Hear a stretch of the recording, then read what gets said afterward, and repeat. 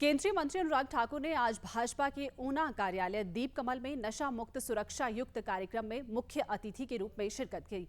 इस दौरान भाजपा कार्यालय से लेकर रेलवे स्टेशन तक बाइक रैली निकालकर लोगों को जागरूक किया गया। केंद्रीय मंत्री ने हिमाचल को नशा मुक्त करने के साथ साथ सुरक्षा युक्त बनाने पर भी बल दिया। उन्होंने युवाओं से आह्वान किया कि 2 पहिया वाहन चलाते समय सदैव हेलमेट का प्रयोग करें।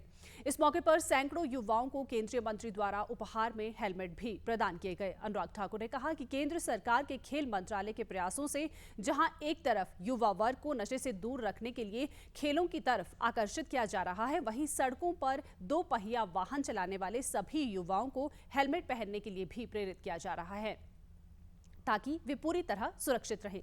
उन्होंने कहा कि आज का युवा देश का भविष्य है और देश के भविष्य को सुरक्षित रखने के लिए केंद्र सरकार कृत संकल्प है। उन्होंने कहा कि भारत की ज्यादातर आबादी युवा है और ऐसे में यदि युवा पीढ़ी नशों में पड़ जाएगी तो देश का भविष्य अंधकार में चला जाएगा। उन्होंने कहा कि इस अभियान से जुड़ा हर युवा अब केवल मात्र युवा मोर्चा का कार्यकर्ता नहीं होगा, वो नशा मुक्त सुरक्षा युक्त अभियान का ब्रांड एम्बेसडर कहलाएगा।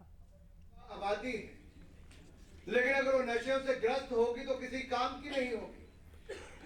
अगर छोटे छोटे बच्चे कुपोषण का शिकार होंगे तो किसी काम के नहीं होंगे। जो उनकी क्षमता है उससे आधा काम भी नहीं वो कर पाएंगे। अगर नशों की लग जाएगी तो परिवार भी बर्बाद हो जाता है और देश का भविष्य भी खत्म हो जाता है।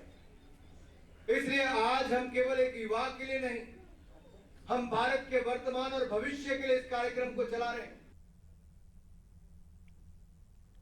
इससे पूर्व केंद्रीय मंत्री अनुराग ठाकुर ने संत समाज की मौजूदगी में रेलवे स्टेशन ऊना से हरिद्वार तक चलने वाली सीधी ट्रेन सेवा को हरी झंडी दिखाकर रवाना किया। कार्यक्रम के दौरान जहां अनुराग ठाकुर ने केंद्र सरकार की 10 साल की उपलब्धियां जनता के सामने रखी, वहीं उन्होंने हरिद्वार तक ट्रेन सेवा शुरू करने के लिए संत समाज की मांग को प्रमुख बताया। उन्होंने कहा कि जल्द ही इस रेलवे स्टेशन से मथुरा, वृंदावन और महाकालेश्वर, उज्जैन होते हुए इंदौर तक भी रेल सेवा को शुरू किया जा रहा है। अनुराग ठाकुर ने कहा कि हिमाचल प्रदेश का ये एक ऐसा रेलवे स्टेशन रहा है जिसका कभी कहीं जिक्र नहीं होता था, लेकिन अब यहां से करीब 8 ट्रेनों को चलाया जा चुका है और इंदौर तक ये ट्रेन चले।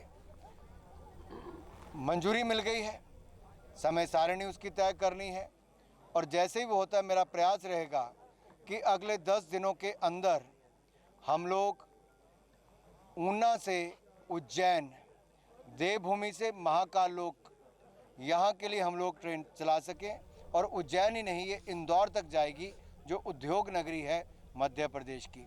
तो एक और से देवभूमि से दूसरे महाकाल लोक के स्थान तक जाने की ट्रेन की मंजूरी हुई।